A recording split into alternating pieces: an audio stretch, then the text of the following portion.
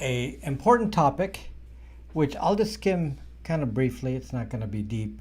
The reason it's not going to be deep is because I'm going to make another video about it probably next week. So I'm just going to give you kind of a heads up. Anyway, before I start, just a little bit of a format here. Again, usually I get the complainers to come in and say, your videos are too long. So anyway, this is a live stream. So in case you didn't catch that, this is a live stream. So, and then somebody said, oh, you're like so disorganized the way you speak. Again, it's a live stream. You know, it's completely unscripted. It depends on what's in my head. And, you know, we screw up live. It's not as clean as when it's a recorded one, you know, with a planned script. It doesn't have that here. So anyway, the format is that I will talk for the first half an hour at the most or less, and then we dedicate the rest of the time to Q&A of any topic outside of what I am going to talk about. So that's the format. So if you think it's going to be long, you can just cut off at the half an hour mark or whenever you feel like you got enough off the topic in question, and then you can move on. So nobody forces anyone to watch beyond that on the live stream, but those who are on the live stream actually get a little bit of a benefit because they can ask any question. So, and then I'll deviate and talk about whatever people ask for. And this is really important for me because the live streams allow me to connect with you and find out what you guys are thinking about. And it may not be what I'm thinking about. It's really, really helpful. So appreciate you being here on a live stream. That's something I've been doing for, goodness, 8-9 years now of live streaming. So I'm more used to the live stream because I don't have to script it. I just come in, turn on the microphone and the video, and then talk, and people ask me questions live. So anyway, that's something that I'm used to and completely unscripted, as I said. And usually when I do live streams, I get attacked a lot. Anyway, one of the well, the topic, by the way, is about 5G, so we're going to get into that in a moment, but just some side comments and things going on. I was like very, very irritated to see that, you know, I actually searched myself on the internet, and then I came up with a link that somebody posted on macrumors.com. So MacRumors, where all the Apple fanboys are, and somebody posted my comments on CSAM. CSAM, you know, the one that caused my video to be demonetized. You know, I can't mention CSAM because it's going to cause your video to be demonetized, even though it's Apple, not YouTube. And we'll talk about another one that seems to be affected again. You know, this guy said, I don't want to hear any more about CSAM. I don't want to hear anymore. Who's this guy? What are these credentials? How does he get to say all this? I heard the explanation from Apple. I'm satisfied. It's safe. It's safe. So therefore, it's done. I don't need to hear anymore. And it's like the stupidity of the people. I mean, it's like, whew. So when big tech tells you that this is the way it is, then you just accept that, and you know, they say any number of things, and they censor any number of things. And whatever they believe, and you say, oh, they're going to take care of us. It's they said so, and you just trust that. And I said, Zuck, why are people so stupid? Why are people so stupid? So yeah, believe what you want to believe, but don't come in here and say that, you know, I don't know what I'm talking about. It was another guy that was made a comment on my video. I guess a Skynet video, and he just today. The comment was just today, and it was like he said, LMAO, look, this guy has 43K likes on this video, and it was like you know, basically there's no Skynet. Skynet's not happening. So again, he didn't watch the video, obviously. He didn't even pay attention to the tech arguments Why don't you listen and pay attention to the tech arguments? If you have something to say specifically that says I'm wrong on the technical side, you can state so, and then we can discuss that.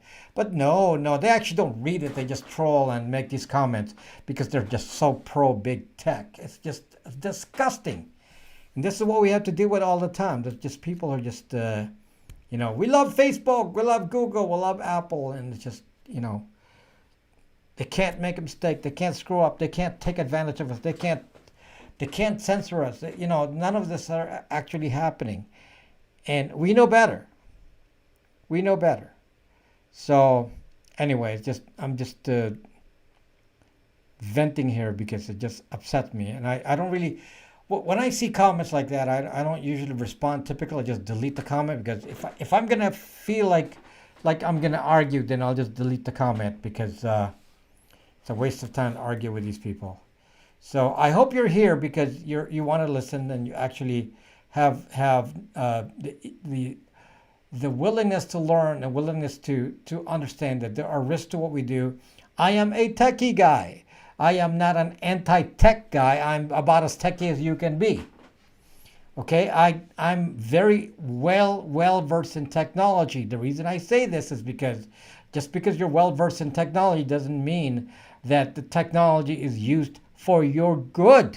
It is not used for your good if somebody is very, very powerful and is actually able to centralize your thoughts and ideas and be a gatekeeper and decide what's good for you or not. So that's the issue. That's what you need to learn, is that just because it's tech doesn't mean it's good. You are so stupid if you think that. And I know nobody in this group here listening to the live stream is going to be that stupid. No one. You're here because you're all the smart ones. So anyway, thank you for allowing me to deviate for a moment there. And that lets people come into the broadcast as well. So thank you for doing that. And the topic today is about 5G. Now, I have a video on 5G. And there are two parts of the 5G problem. One part is related to the perception about health implications of 5G, and then the privacy implications. We're not going to focus too much on the health implications. That's in the video. Nothing in what I said there changes. I'll say a few things about it.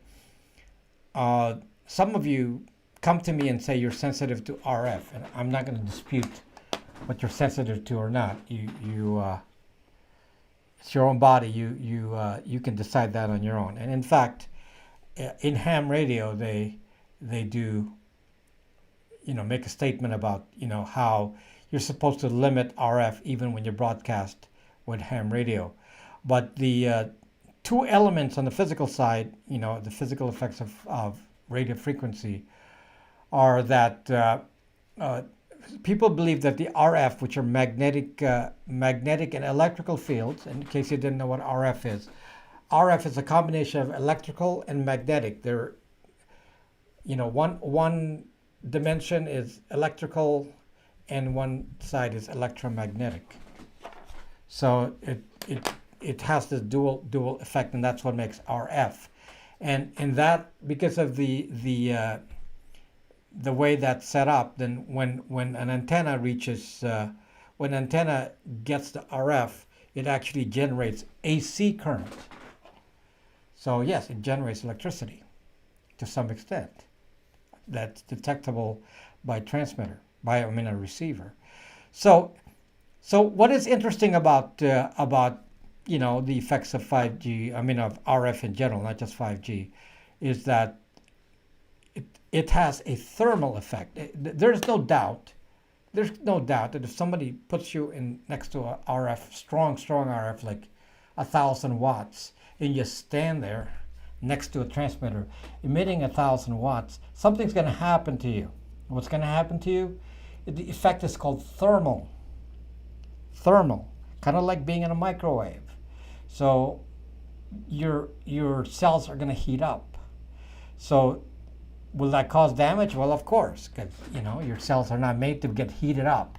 So if you're next to a transmitter transmitting at thousands of watts, there is a risk of getting a thermal damage because, of course, RF generates, excites the objects that it interacts with, depending on resonance. If certain things are resonant to frequency, then they might react to it. If it's not resonant, it may avoid it, may not react to it. But if it's resonant, then it can actually react to it. And the reaction will typically be in the form of heat.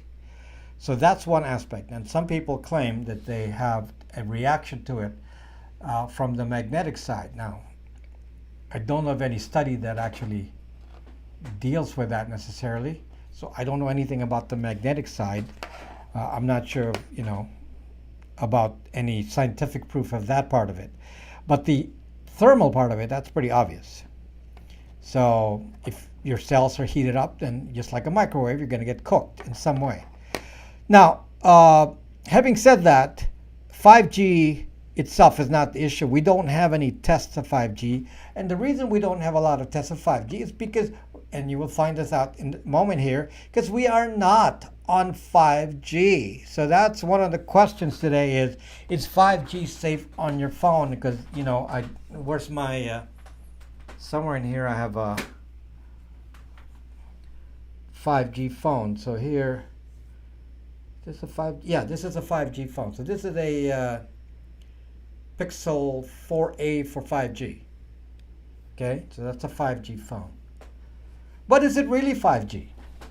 Is it really 5G?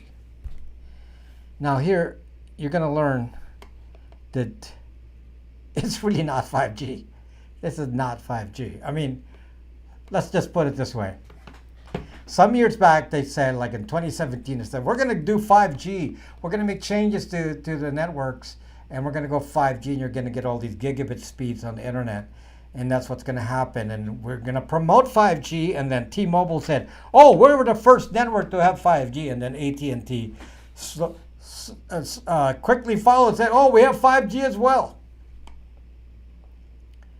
They do not have 5G because as they defined 5G back in the day, 2017, 2018, 2019, is not the way they implemented it. What they did is they came up with an intermediate technology and they called it 5G. Okay, so it's really not 5G. So is that good news or bad news? Well, for privacy, it's a bit of good news. It gives us a little bit of a break because the true 5G has some effects that we may not want. So I'm going to tell you about what 5G is supposed to be and where it is now. I'm going to make this in a video next week, so you'll have the more details about this. So a lot of you said, I have stories about 5G, like Brian here. Well, we're not on 5G, so you're making stories about LTE. Okay? So, yeah, 5G is not implemented the way it's supposed to be. 5G is made up of two parts. Okay? Part one is millimeter wave. It has to transmit between 20 gigahertz to 300 gigahertz.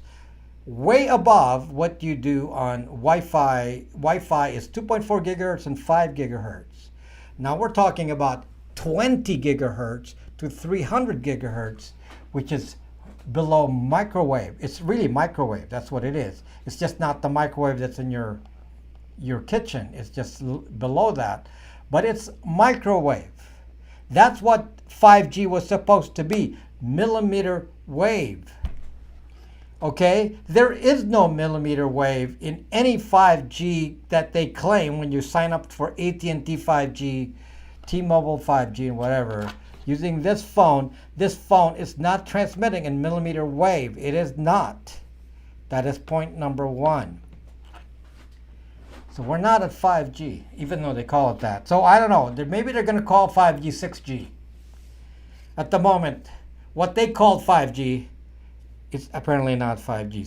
So they'll probably call it 6G, the next one. So the dangerous one is the next one, millimeter wave. Secondly, and I'll tell you what they've discovered and done about that. Secondly, they're saying that the 5G uses MIMO, multiple in, multiple out antennas. But they're doing more than that. What they're calling the true 5G uses something called massive MIMO. Massive MIMO. Massive multiple input, multiple output antennas, meaning there are a lot more antennas than they have now. I don't believe they're doing that. I don't believe they're doing that. Your phone certainly doesn't have massive MIMO on here. Okay? So no, that's not the case. Now, I'll tell you what the actual technology is. Well, let me tell you first the dangers of the true 5G. The true 5G works with millimeter waves, and the problem with millimeter waves is that they are curtailed by distance. They can't go very far. That's the properties of transmitting at 20 gigahertz to 300 gigahertz. It doesn't go very far, but it's a very huge bandwidth. The reason is in that range, the FCC has big, wide open bands. They can give you, gigahertz full of frequency that you can use. So you can send a lot of traffic on millimeter wave because there's nothing up there. There's no competing traffic. So they're getting like big channels compared to what they have in LTE, which is very, very narrow, because you're competing in the 800 megahertz band, the 900, 1800, 900. There are not that many bands, and they have to bid for that. Each carrier has to bid for those bands. When T-Mobile bought Sprint, the effect was not just that they care about Sprint using CDMA and those customers. What they were able to do is buy the bandwidth that Sprint bought. So Sprint has, a bandwidth reserved for Sprint, and that was taken in by T-Mobile. Okay? So anyway, the point is that because of the way that millimeter wave works, in order for it to transmit, so they have a large bandwidth, so that's not a problem. They can send large amounts of data. But in order to reach some target without increasing the power demand, because people are saying, well, millimeter waves don't have a lot of range. So the solution is you force a lot of power into the millimeter waves, and then you basically cook people with microwave. And so everyone is like, oh my gosh, I'm going to be cooked with microwave because they're going to increase the power and, at the millimeter wave level. That's not really what they were planning on doing. They were not going to change the power requirements. What they were going to do instead, the solution they came up with for 5G was to do something called massive MIMO. And I'm going to just generalize this technology, and I'll explain on the video. Another video. But what they're going to do is they're going to do beamforming. Now, what is beamforming? When you generate a signal that's omnidirectional, meaning all around, as current cell carriers do, like with LTE, the signal is omnidirectional. The antenna spreads the signal all around proportionally to the entire 360 range and also above and below.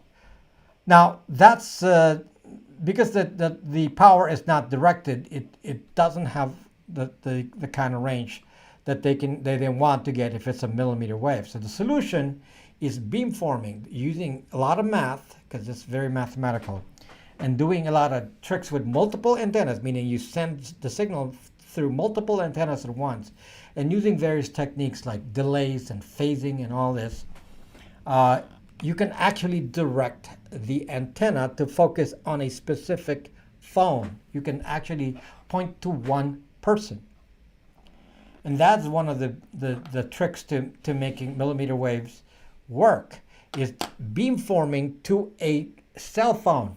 So you call, let's say you use a phone, you send an omnidirectional signal to the carrier, probably on LTE, and then it responds back and establishes based on your location, establishes a connection using 5G. I believe that's what the plan is. So they're going to use a combination of LTE and then use the 5G, then redirect the signal to you, so then you get the high-speed signal, but very focused beam, so that they don't have to use extra power.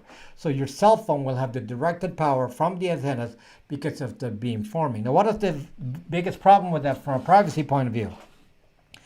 The problem is that 5G directed with beamforming will, of course, require that you be identified to the inch.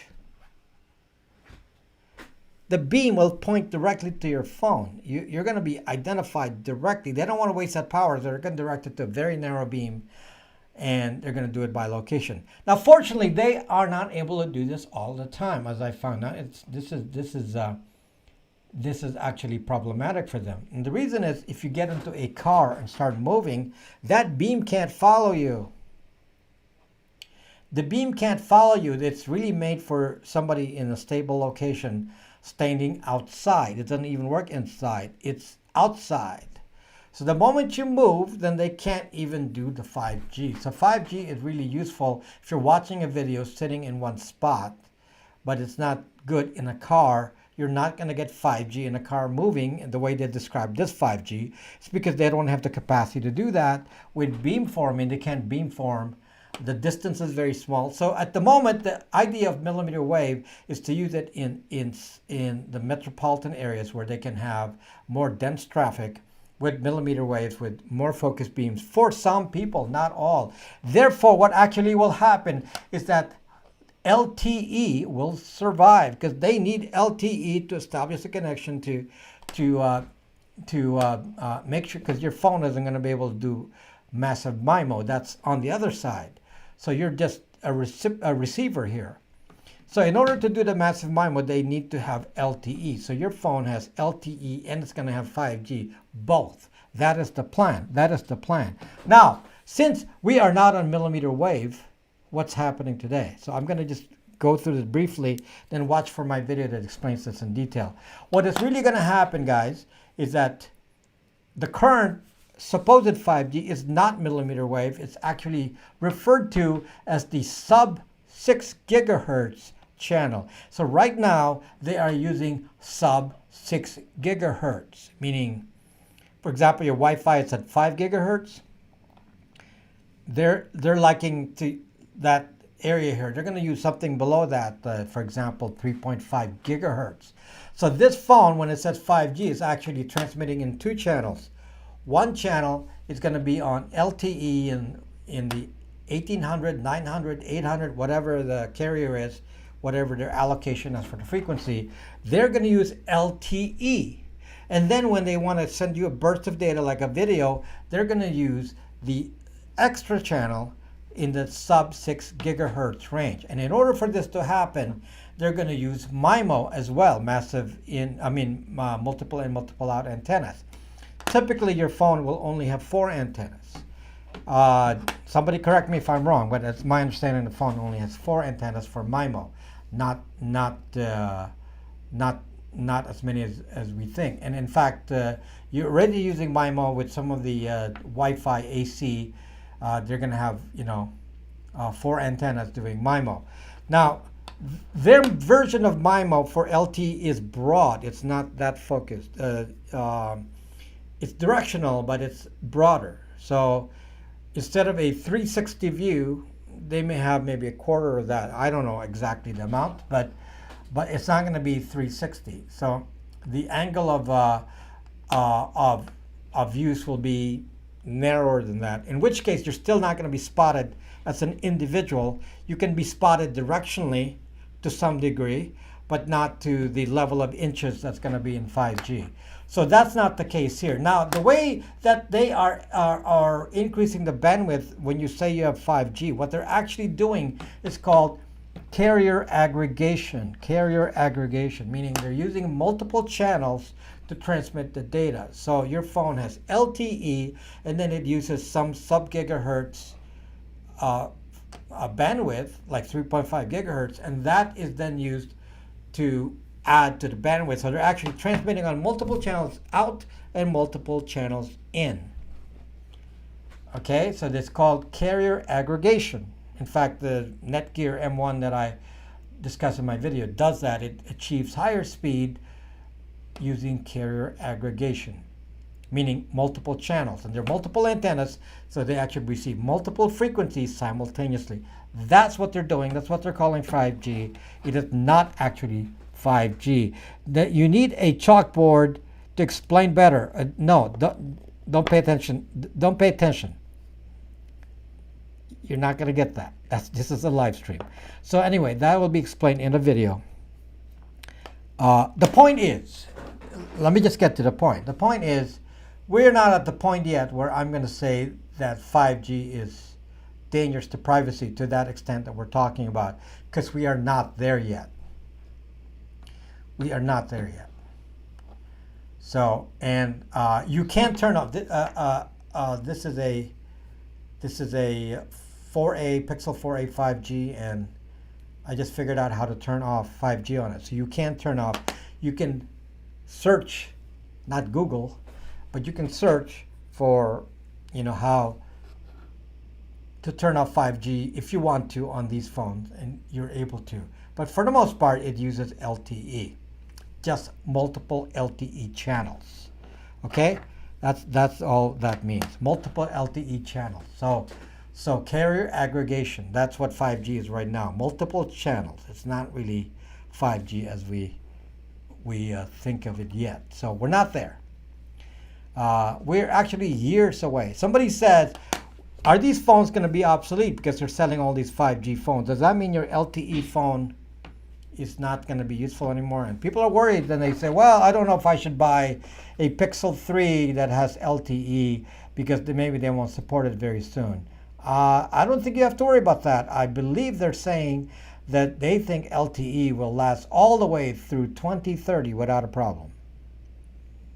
And maybe further than that. Okay, 2030 LTE. So that means LTE will probably last longer than even 3G. Okay, so you got that? You don't have to worry about buying a phone that's LTE. They do want Wi-Fi calling. They do want voice over LTE instead of the normal voice that come with the older Pixels, for example. And the reason is, I did not know this, but I found out that the voice was using 3G. Since they no longer have 3G, they can't accept voice through 3G if they want to use voice data, because they're using data now for all voice.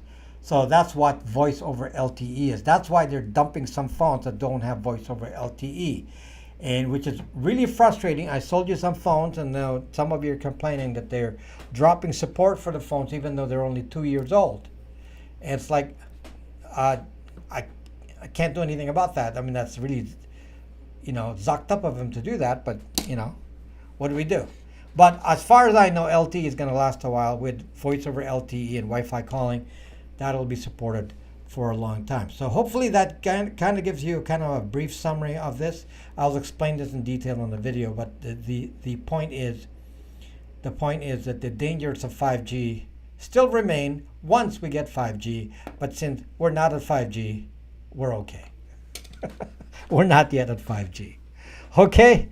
So there is no longer any CDMA band. There's no longer any GSM band.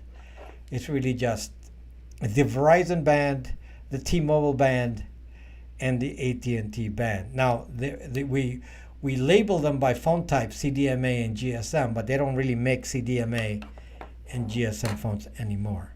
Okay, they don't make those. It's just a category of these carriers, but they don't make those phones anymore. They're all LTE. All these carriers are LTE.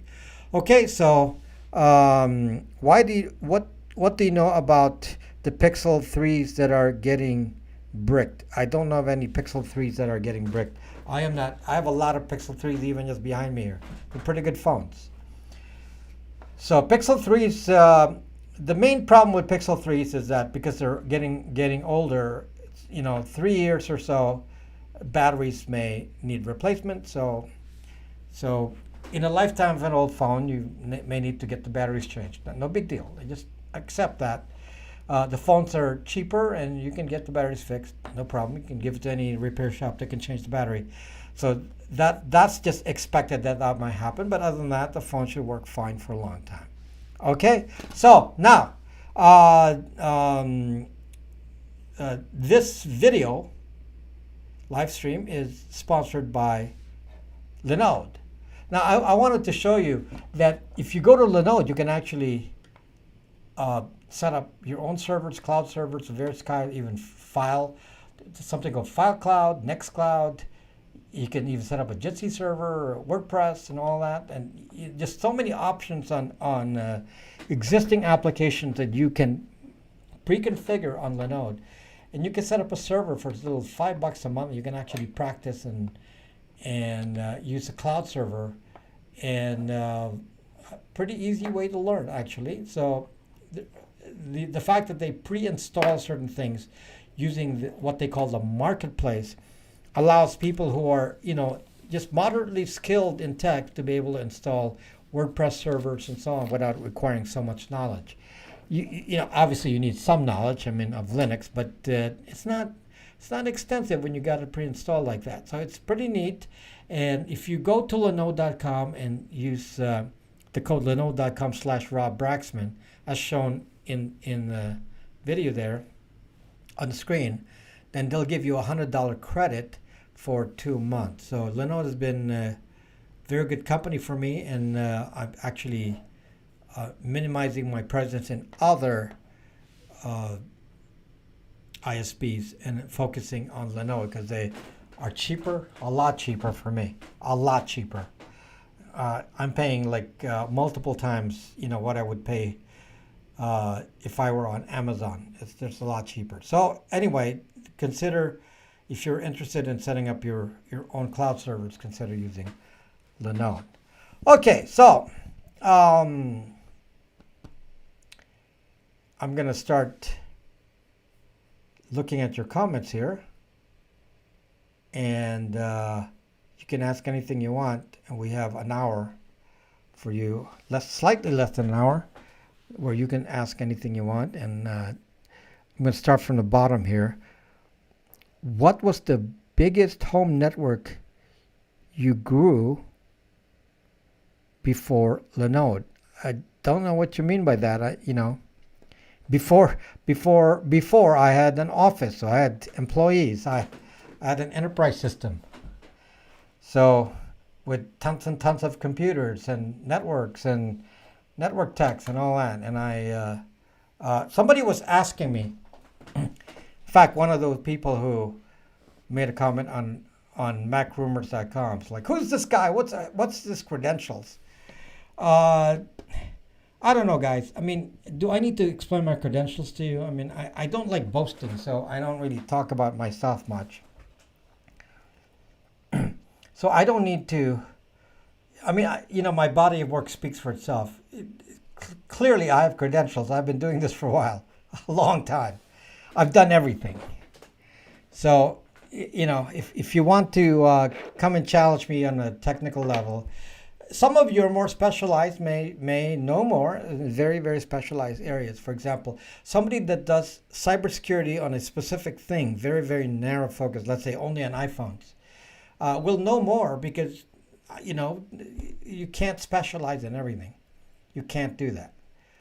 But somebody like me has more of a big picture. Somebody made a comment about why I'm unique and how I'm able to explain things to you in a unique way. And that is because my background in tech is so broad and so extensive that I look at the tech, I understand what the technology is. I really want to understand technology in a deeper way. For one thing, back in the day when I was just doing networking and all that, and I made my own servers. Back when HTML was just being invented, I made my own internet servers that did things that currently are being used as soap servers and whatever name they call it now. Passing JSON messages and so on. And I was doing that a long time ago. I wrote my own code in C and I made my own servers. And those servers are still running today, running enterprises. So if you're wondering if, I have credentials, well, those servers are still running today and they're not written in any code other than what I wrote. And they're server-to-server processes, they're client-server, distributed servers, and they're doing everything from running clients and running SQL servers and so on. It's enterprise level stuff. So I was doing that with distributed servers. I was doing distributed servers long ago. So when you go to run an enterprise, that you're actually circulating your traffic to multiple servers, and they're proprietary. I made them. They're not based on anything else. I wrote email servers. I wrote email clients, among other things. I wrote extensive extensive enterprise systems in various fields. Trying to remember what field I didn't do. Everything from accounting to legal. I've done them all. To graphics, to whatever. But my main thing was medical. So yes, I use Python. Not before. I used to C language most of the time before, in the past. So I wrote most of my stuff in C. So because of my knowledge of how things work and my understanding of how you hack is a lot deeper than some of these kiddie hackers, because I actually wrote those things in C. Okay, so it's pretty, the term in programming is called low level. I'm a C programmer. I deal with moving memory bits in and out and doing stuff like that. So that's about as advanced as you can get in programming. And because of that, then I understand how technology works. And early on, I said, if I were doing this, what bad things could I do with this? And so I knew, what bad things could happen with privacy and all that, because I knew how the technology worked. And some stupid people think, tech is, got to let the tech grow in leaps and bounds, and nobody sets any limits, especially when it's now centralized, where you have a few people in control of the gateways, the gatekeepers. They can control your search activity. They can control what you see. They can control who gets paid. They can control who gets PayPal. They can control who gets credit cards. They can control what comes out in the search. They can control all that. It's very powerful. And people say, technology. So it's dumb. Oh my gosh. Just whenever I see somebody just, make those kinds of statements, I'm just thinking to myself, dumb people. I know technology more than anybody else. And I know the limit. And I said, it's not the technology itself that's the problem. It's who controls the gateways, the gatekeepers. If you're able to control the population with information, this is some scary possibilities here, and that will be another video. Just so you understand what I'm talking about here, my last video is about Google search. Very successful video. It's doing very well, and then it's only doing well with my subscribers, and then now it's being cut off now. We'll wait and see. But my last two videos, they did that. My last two videos. They don't have a problem. I'm talking YouTube here. They don't have a problem pushing my videos that criticize Amazon, as I did with the Skynet video, or ones that criticize Apple. Although they demonetized the one I did on CSAM, but they still pushed it a little bit, but it got demonetized. Okay, so maybe they pushed it because they're going to make money, but I'm not going to make money. So then they pushed the video on Skynet, and they're still pushing the video on Skynet, which is a criticism of Amazon primarily. So they have no problem with that. But when I criticized Google search in the last video, oh my gosh, that video is dying on the vine now. It's the stats for that video is huge. That at that level, normally they would feed that, and it would get lot of massive. It would go viral at the level that it's as, but they only go viral when they let it go viral. So you think going viral is organic? Do any of you really think going viral is organic? Well, I'm going to dissuade you from that as the expert, as a YouTuber, not as a tech guy, but as a YouTuber. I can tell from my videos that certain things will not go viral, not because of the content, because you can see that it was very well received by the subscribers, but they will not share it past my subscribers because it goes against them. That video was anti-Google. I have many videos that are anti-Google. There was one on Google search, manipulation of Google search. Very low views. I believe that very significant video, I don't think it has 40,000 views yet. Okay, whereas the video that did not mention Google is close to 1 million views. It's very interesting. So this Google search video I did last, at the moment they're suppressing it. It's suppressed. I can tell right now it's being suppressed. Okay, so which means I have to pause. I can't attack Google over and over. I'll die on the vine. So I gotta be honest with you, then talk about something else. Talk about Amazon, talk about Apple, talk about somebody else for a moment before I get back to Google. They don't like me talking about them. It's interesting. It is not in their terms of service that they will do that. It's not. But they control the gateway. So those people who think, oh, technology is awesome. Technology is great. Oh, yeah, right. You can see what they push and allow to push, what goes viral, what does not go viral. Okay? I mean, it's talk about being manipulated. Yes, this is complete manipulation, guys. Telling you right now. Now, in the live stream, I don't really care. The live stream is made for existing subscribers, and this is not really made to attract new subscribers. As you all know, whenever I do a live stream, I lose subscribers. So, yeah. So I don't know why I bash Facebook, and they also do not let me do that. So maybe they have some special agreement. I have no idea, but I cannot bash Facebook. I can't even bash Apple, really. But I can bash Amazon. They don't seem to have a problem with that. This is very interesting, folks. I can bash Amazon. I cannot bash Google, YouTube, Apple, or Facebook. I'm wondering if I can bash Twitter. Don't know. Don't know, because I haven't really talked about Twitter much. But yeah, it's just interesting factual things here.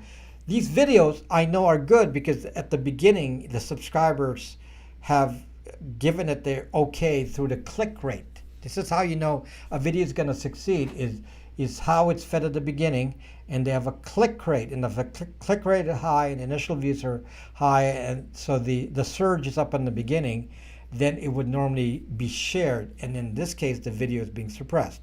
So is it really being suppressed or not? We'll find out in a day or so.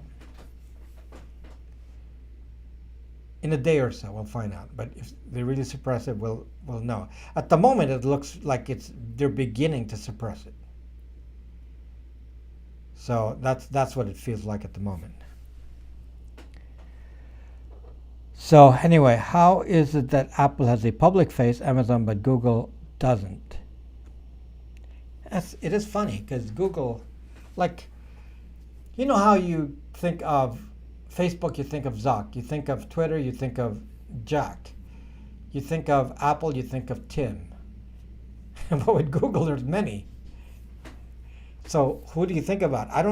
Who's the current CEO of Google? I don't even remember now. Who's the current CEO of Google? Who replaced Eric Schmidt? I can't remember. Can't remember. And of course, we don't talk about Sergey and the other guy. Yeah. they're really the people running Google in the background. But they kind of, they kind of hide in the background. Power likes to be invisible. Yeah, well, go watch the movie Ex Machina. Ex Machina. CEO of YouTube is Susan Wojcicki. So yes, the CEO of YouTube. I see all the time. Like, who's the CEO of Microsoft? Some new guy, right? No, it's still the same guy. Sundar. Sundar is Google CEO. Oh, okay. Yeah, okay. Now I do remember. But the Microsoft CEO. Yeah. So some of you don't even know that Bill Gates is no longer even on he's not the CEO of Microsoft either. So Susan Wiki. So anyway, just Ex Machina is scared. Yeah. So there you go. So you guys know. Maybe you have Google stock, so you know. So remember SCO Linux? Oh, of course I know SCO Linux very well, but it's dead. SCO Linux. Oh gosh, all the Linux versions are dead. They don't sell Linux anymore, I don't think. Does anybody sell Linux? I don't think so. The reason is because of licensing. They were like, limiting.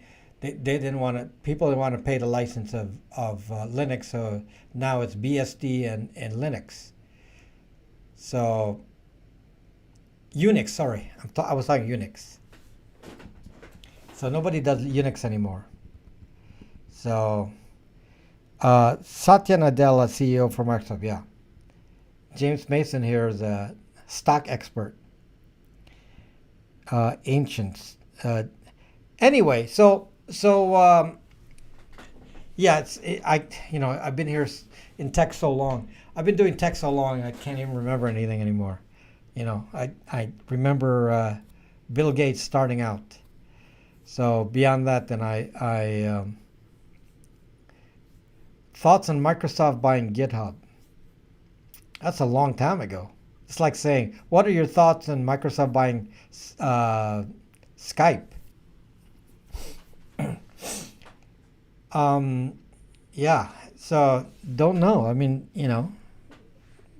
probably financial. Should we invest Bitcoin on 5G? Have no idea.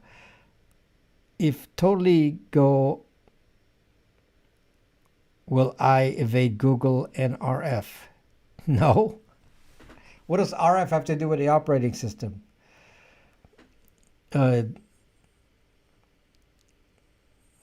Yates' daddy was also eugenics. Really? I just bought a Linux for only $99 from a guy in Nigeria. Only 99? Salty Nutella, Google CEO. Okay. So I miss my K Pro. Okay. How about your Compaq? You miss your Compaq? So you guys are funny. So yeah, you got to go back in time here. So yeah, I was watching a movie, Remo, the movie Remo from the 80s, and it showed all these high tech computers, and then IBM PC from 1982, green screen, and said, "Look, we're so high tech. What's so funny?" I looked at that and I said, "Oh my gosh." Who would have ever thought that would be so dated now? A green screen. Come on, Commodore 64. Use some real computers, right? You work for K-Pro.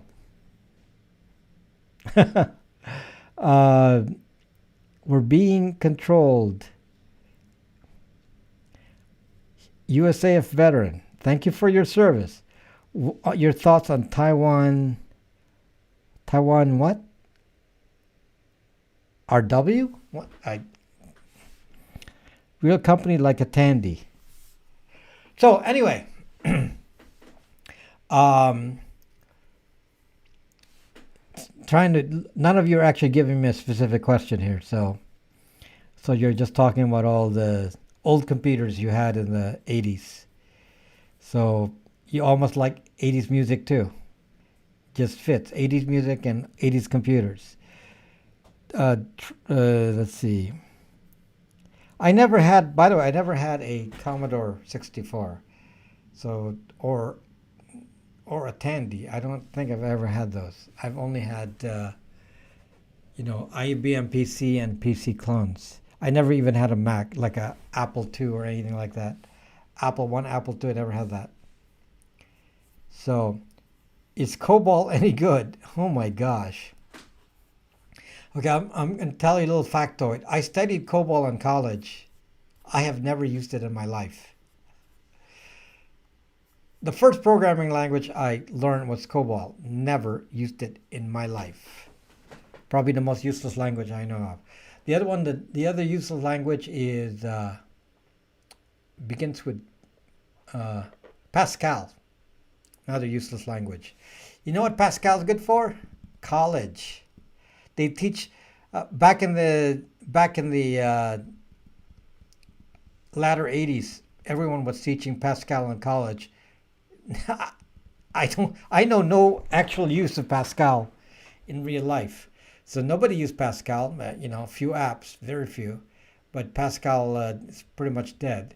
So yeah, we didn't use that. But I remember studying C programming by myself. There was no school back in the day when C started. You have to kind of self-learn that. And you got to just learn it by yourself. Nobody's going to teach you. There's no books. Actually, the book is the original, Kerrigan and whatever manual. And that was it. It's like the documentation. There was no actual teaching of how to do things. You had to figure it out. Yet they still teach Pascal, just like they teach Cobalt. Like who does that? Are you a prepper? Yes, I am a prepper. In fact, my boat is made to. My boat is not completely prepper yet because, my boat's actually power is power independent. I actually don't need shore power. The solar is enough to. It's in my other channel. The solar is enough to power it.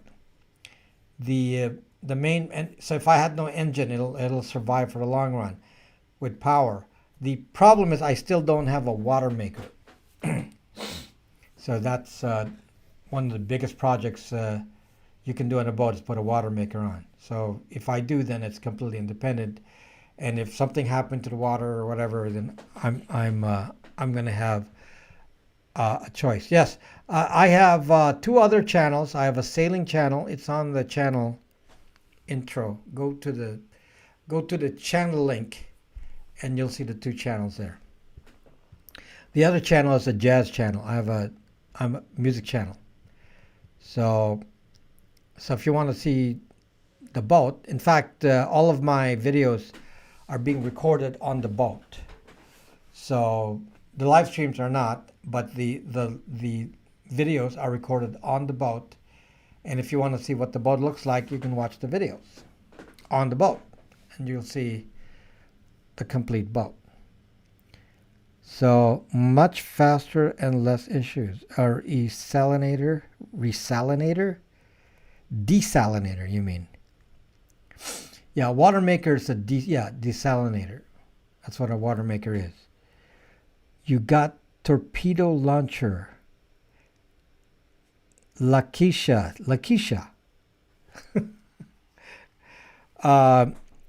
The boat vids rock. So yes, go watch the boat vids if you're interested in that. I mean, don't watch it if you're not interested in boating, but if you're just interested in what happens, you can just look at it, even if you don't need to watch it on a regular basis. But yeah, it's I just started that channel. It already has 20 2,200 subscribers, I think. But there's just a few videos in there. It's not that many. I don't know if there's a dozen videos on there. So, yeah, if you're interested in that, go watch that. And I do post that on a regular basis. Nice boat you have there, plus your talent on the piano. Thank you, Rob124. When will PCs break the computing bottleneck? How do I find my PC? I'm on a boat, Mother Zucker.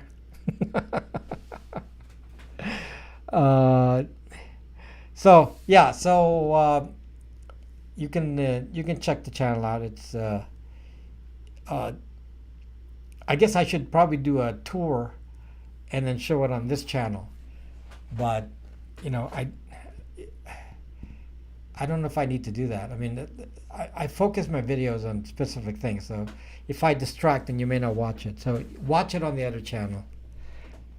Lifespan left for a Pixel 3. If you're able to change batteries in its lifetime, a long time. Pixel 3, because it's pure LTE, should, like I said, they predict that LTE will be used till 2030. So I predict it still has quite a few years of life left. Okay. By the way, we started doing support for Pixel 5. Pixel 5. So we introduced doing Pixel 4a, 4a 5G, and now Pixel 5, which is 5G. So, which is not really 5G, but 5G. So that's now supported. So we can do those now. I don't sell them. I don't sell Pixel 5s, but they're probably quite expensive. So I don't sell them, but if you have one and it's OEM unlockable, we can Google a Pixel 5 now. So do we go with tablets in the future? What happens after 2030? If you're going to think about tablets, I would think about going with a PC. PCs are, like if you have a Microsoft Surface, I mean, what's the difference between that and a tablet? I know it's Microsoft, but you can disable the spyware in Microsoft. There actually is a way to turn everything off. It's in one of my videos. So you can turn off all the spyware on a Microsoft Surface, and basically it'll be a lot safer than an iPad, and you have full control over it. And they don't really have any more tablets that are new. Most of the tablets are very old. So I guess they're not selling tablets much anymore. So why use a tablet? Just get an ultralight, ultrabook, or a convertible PC. I want to get people to go back to PC days. If you have a regular PC, you can use Linux. So people can go back to using a PC again instead of relying on a phone. But I guess, you know, to some people it's going against the grain. Some people said they're proud. I don't use a PC anymore, and they're actually proud of that. Well, unfortunately, unless you have a Google phone, the only way that you can easily use a phone is through Google Docs, Google Cloud, and iCloud, and all of these things that they use to control you. So if you want to do that, then I can't help you. You shouldn't even be on this channel. So if you want to protect yourselves, I would use a computer. And the reason computers are safer, computers can spy on you as well. But the difference is that a computer has no sensors. Kind of an important point here. A computer has no sensors. This thing is full of sensors. It's watching you. It's tracking you. Location, all that. A computer doesn't have that. It has kind of a rough location scheme. And it doesn't go with you, travel everywhere. So it's not on all the time. So a computer being off doesn't transmit locations unless you turn it on and it's doing Wi-Fi triangulation. Whereas this is always transmitting your location, 24 Zucking 7. Okay, so the answer is yes, use computers. Train yourself to, if you're going to use a tablet, then you can use a Zucking computer. Okay? And you will find that you're going to be so much safer by doing that.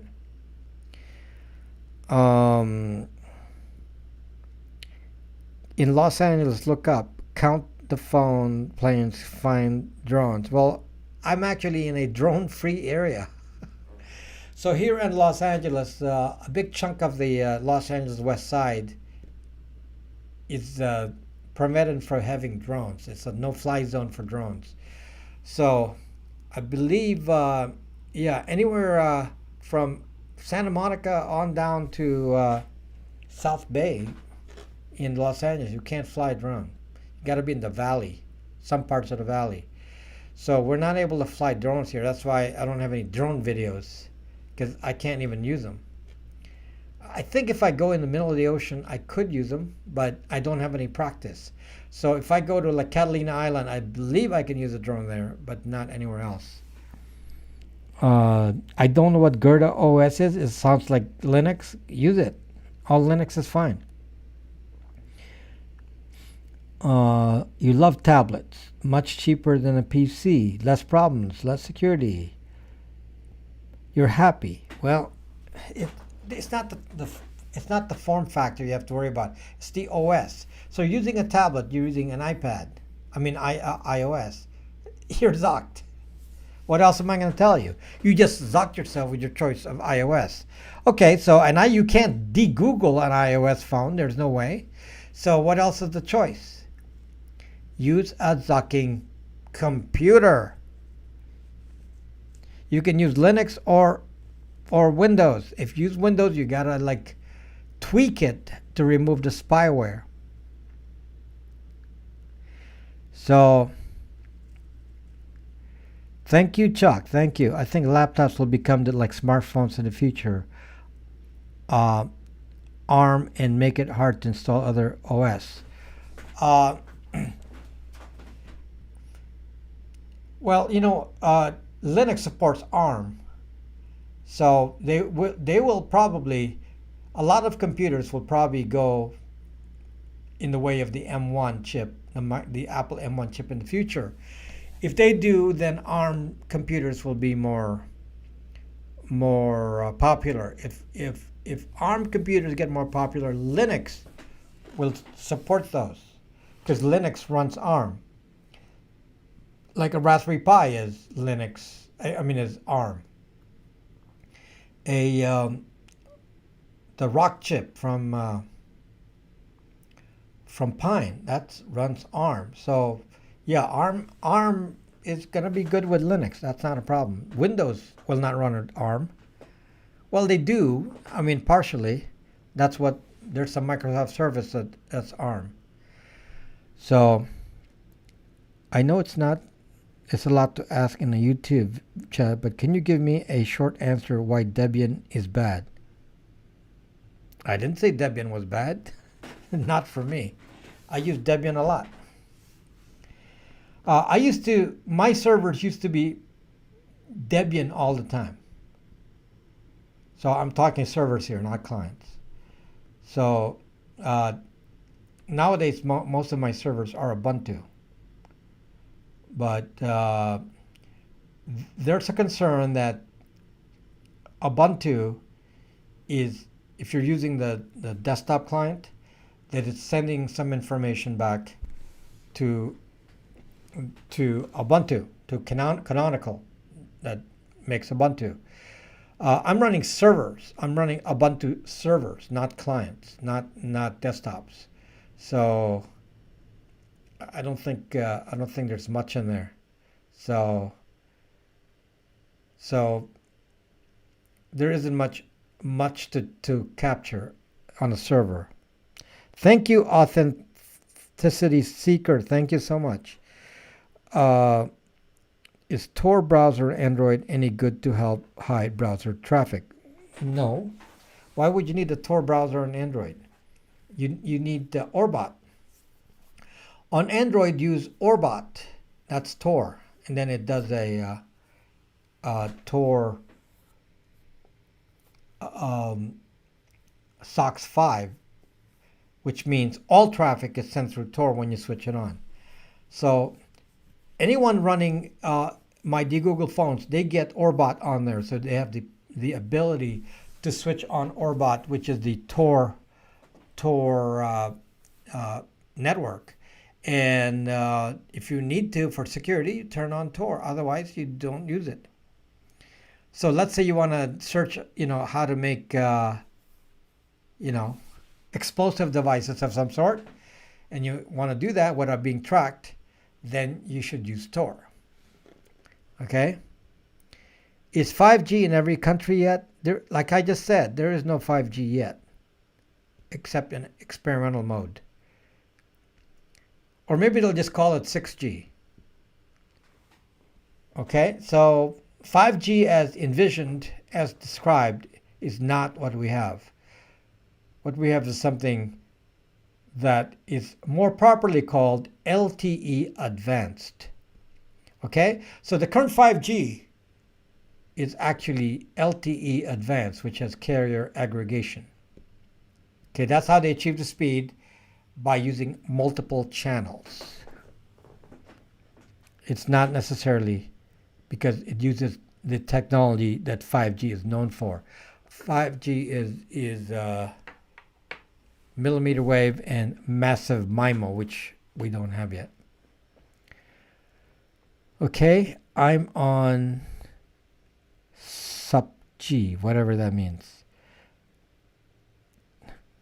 The problem with most Linux is they're based on Ubuntu or Debian. All ones based on those could be compromised.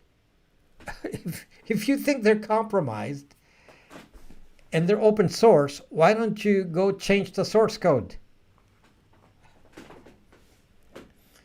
I mean, they're open source. Debian is completely open source.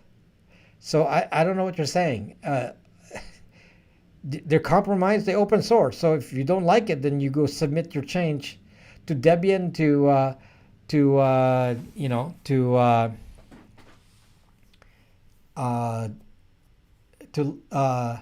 Linus Torvalds, and say you don't like it, and submit a change to him. Time to talk about speculating BTC.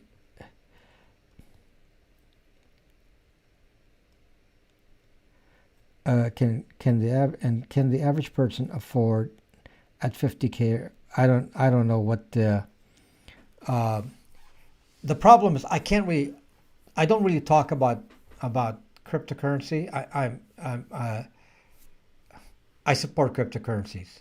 That's most of what I can say. YouTube, for whatever reason, has crazy.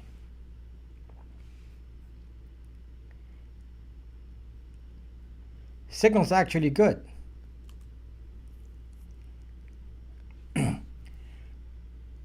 Yeah, Signal's actually good.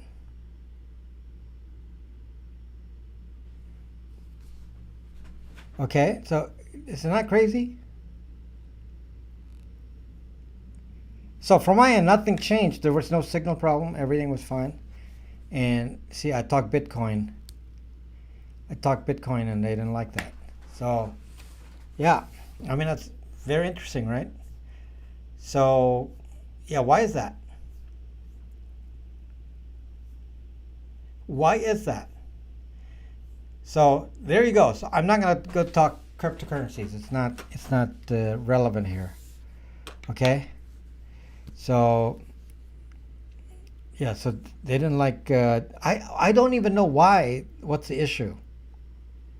But they have actually a lot of cryptocurrency broadcasters have actually left YouTube and gone to Odyssey, and I don't really know why. What's the issue? You cannot de-Google a 5A. You can only de-Google up to 5. It's always going to be a year behind. So anyway, now look at that. The signal was actually very good. The signal from my end was completely fine. So it was just on YouTube side. So yeah, completely on YouTube side. And they said, oh, I wasn't getting any signal. Yeah, right. So don't know. Lost it again here also. So no, I think it's fine right now. I'm seeing my my transmission on YouTube here. It's fine. So there we go. So we're not going to talk about crypto. So anyway, does 5G need a lot of power? No, because we're not on 5G yet. So that's point one. And the way that they're implementing 5G is by using carrier aggregation, meaning transmit and receive on multiple channels. So instead of just listening to one radio, multiple radios are actually receiving. So they're receiving on multiple frequencies. That's what's making it go faster. Okay, so now when you go millimeter wave, because that signal needs to be stronger, how do they make that stronger? Well, they can only by doing beamforming, which is a antenna technology, and not increasing the power. Okay, so like I said, we're not at 5G. We're not at what they call 5G. So we're at something called LTE Advanced, and they're just marketing it as 5G. It is actually LTE Advanced. Okay, so in fact, when I just bought this Netgear M1, which is a hotspot, and it actually says it supports LTE Advanced, or carrier aggregation, which is 5G. But they don't call it that. By the way, it's very slow. I heard that Pixel 5a and 6 will be getting support by the developer. We just have to wait a few months. Yeah, of course.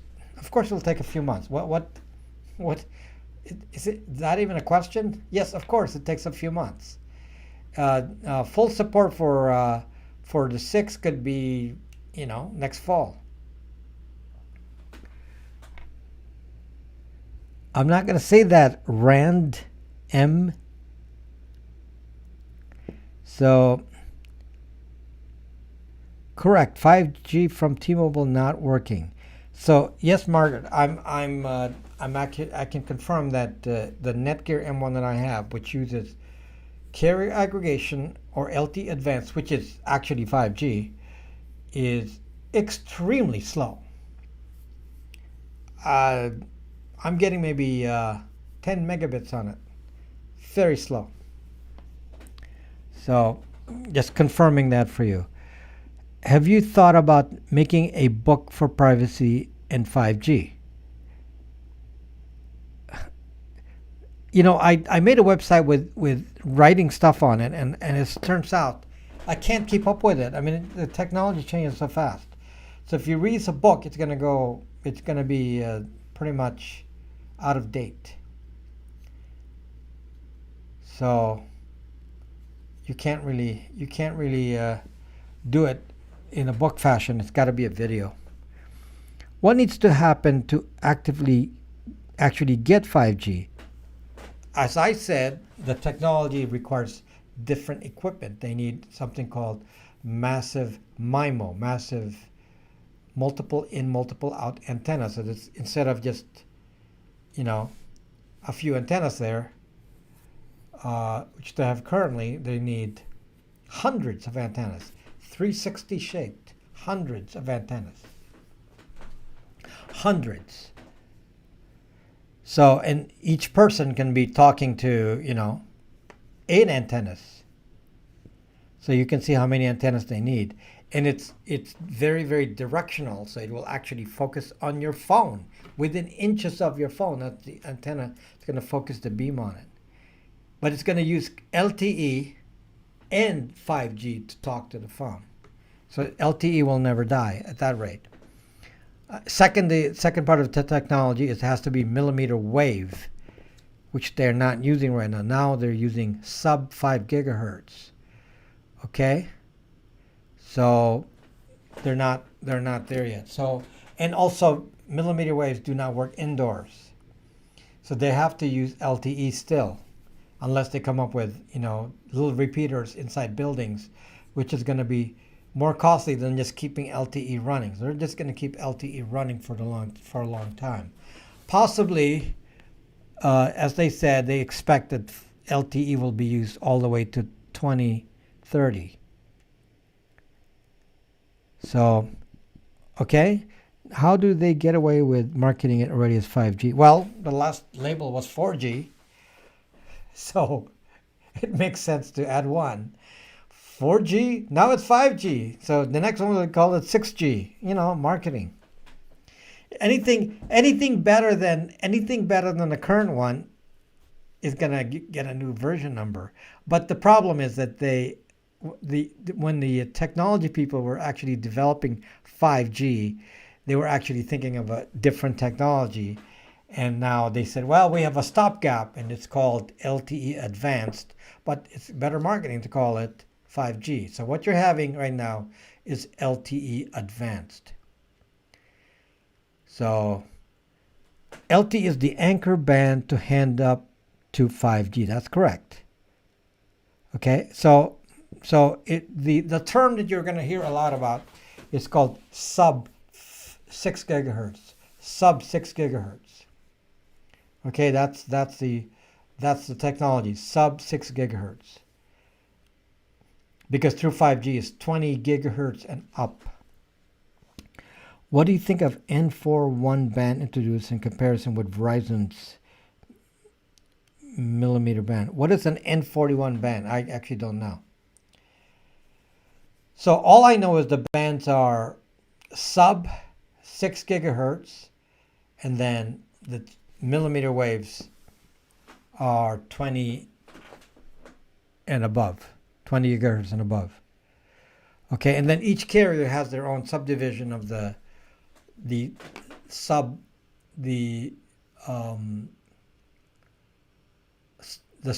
6 gigahertz band. They all have different portions of that. So they still have their old frequencies. So if they're, I believe like T-Mobile had 900, and some had 800, and somebody had 1800. Those are still active. Those frequencies for cell are still active, which they were using for 3G. So they can reuse the 3G frequencies and use it for something else. That's probably why they dumped the 3G phones, is because they are reusing the 3G frequencies and they're using it for LTE now. It's introducing N41 2.5 gigahertz. Yeah, sub 6. Okay, so the sub 6 gigahertz is like I know one carrier is using 3.5 gigahertz. So they can use whatever frequency they have rights to, because they have to buy those frequencies up. So you're saying that they're using something called N41. Okay, interesting. I don't know the names of the frequencies, but yeah, sub 6 gigahertz. Have you heard of Samsung's Bot Handy? No. No more static antenna, vaccinated RD antennas. You know, I have a lot of things to say about being jabbed. But I'm gonna have to put that in a Odyssey video, because it's not gonna be accepted here. Okay, so maybe just do a brief one, just to let you know my point of view, because it's crazy. That's all I'm going to say. It's crazy. Any recommendations on computer-based authenticator apps? Authenticator apps are based on a algorithm. They're called TOTP, time-based time on time passwords, TOTP. and you can write it yourself. The algorithm is public. It's time-based. And you can write one if you don't want to use Authy or Google Authenticator. You can use Google Authenticator. It's open source. There's nothing in it. It's just still it's just an algorithm. It's just math. So you can write one. I mean, the logic is very simple. You take the clock time, and then because you can't assume that everyone's on the same clock, you there's a range of frequencies that you come up with multiple values that will be acceptable. And then you have to accept multiple values within a certain time range. So, do you like SSB BW? You're talking about SSB radio? You mean ham radio, HF. So, what do you think about 1Password? You can use whatever you want. Can you design new phone operating system that is FOSS? No. Even if you design one that is FOSS, the baseband is not FOSS, so you're zocked. No. No, because it will not. It's impossible to be completely FOSS because you got the baseband. The baseband has proprietary code. You can't even get proprietary code for the Wi-Fi adapter or the Bluetooth. No. The answer is no. No. The powers to be control that. The answer is no. Don't see, for the cost of the 5G, all the 5G towers, they could run fiber cable. 5G is not cost efficient. Yeah, but it's not portable. The idea is portability. I'm done with the iPhone because of your info. Oh, good for you. I'm done with the iPhone a long time ago. Actually, I have an old iPhone 10, which is not that old. So I have an iPhone 10. And I just checked. And basically, the battery is no longer getting fully charged. So I guess it's ready to die now. I don't even use it. So kind of good. So I don't actually need it. So I don't use it.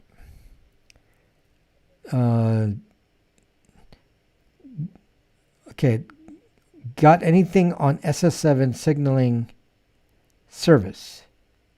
Yes, I've so many videos. Watch the video on Pegasus and all that, and I talked a little bit about that. I have several videos on it. I have many.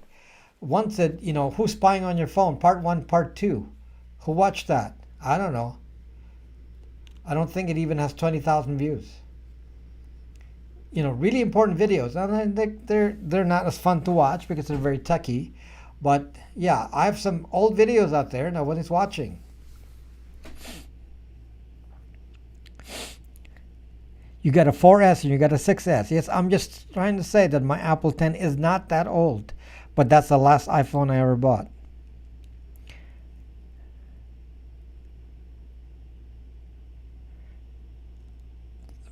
Got anything on SS7 signaling, sir? Yes, family tree. I just said that. So watch that. Several videos. Who's spying on my phone? Part 1, Part 2. And the recent video was about Pegasus. And another video was using a phone without a SIM card. Those videos all dealt with elements of SS7 and protecting against SS7. Thank you, Broncos. Thank you. Thank you so much, Broncos. Which old video aren't getting watched? That one. Who's spying on your phone? Part 1, Part 2. There's 2 of them. I have a lot of old videos, email videos. So important. So many important videos that nobody's watching. Because I have so many videos now, it's getting buried. What is the best way to use is free and what the hardware can use it on? What is the best way to use Tor?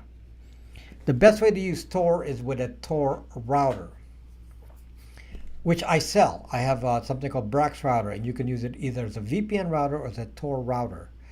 That's the best way to use Tor. The bad way to use Tor is to use the Tor browser, because that is not sufficient to protect you. So the bad way to use Tor is a Tor browser. The best way to use Tor is to use the Tor network, which is possible two ways. You can use my VPN service, which has a Tor client, so you can push all of your traffic through Tor, or if you're on Android, you don't need that. You can run Orbot for free. So that's already built in. If you have a household and you want to use a Tor network, you can actually break out your network into a separate network for Tor using a Brax router, and you don't need a subscription for that if you're not using the VPN. So a Brax router is just a Raspberry Pi with my software on it, and then you can select the Tor mode. So it makes it really, really simple. So if you want to select Tor mode, it's slower, roughly around 10 megabits per second, but it will be usable for all platforms, all devices, and you don't need to use it through Tails or Unix or any of that, which is actually very, very difficult because it's very limiting. So if you want to use it on any device, then the best way is to use a Brax router, which is Wi-Fi or wired, whatever. You can Wi-Fi it. Okay? What about Linux on a VPN with a Tor browser?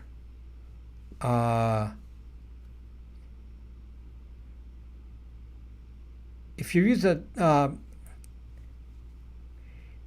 a Tor browser, your traffic is passing through the VPN, so you're not getting Tor protection, because Tor browser only affects HTTP, HTTPS, so it's limited. It doesn't affect your email, doesn't affect any of that. So it's kind of like you're missing the point there. If you're going to use Tor, if you're going to protect your network, you need to protect all of the traffic, not just some of it. That's what the Tor browser does. It protects only browsing traffic, while you can actually use the full Tor network and protect the entire network. So that's why I sell a Tor router that protects the entire network. Okay? Now, you don't need cubes. You don't need any of that. You don't need Tails, because cubes doesn't work on most devices. Cubes is very neat, but boy, you'd be hard-pressed to find a compatible device. I have never been able to install cubes. Never. I don't have a device that's compatible. I have never found a device that's compatible with cubes. So, it requires some very, very old hardware and to make it compatible. And the reason is cubes uses a virtualization scheme that's hardware-based. And if the device is not using that virtualization hardware, it doesn't work. So what you use instead of cubes is Unix, which is fine. And I've used Unix a lot. But now I don't use it anymore because of my VPN router, Brax router, Tor and VPN router, because I don't need, that's what Unix does. So Unix operates just like my Tor and VPN router, Brax router. So because I use Brax router, I don't need any of those. Okay. Thank you, Just Call Ben. So anyway, I'm out of time, and I hope you guys have a wonderful Labor Day. And for the communists here, don't the Russians, the Soviets used to pile up all their military equipment on Labor Day, and so does the Chinese and all the communist countries.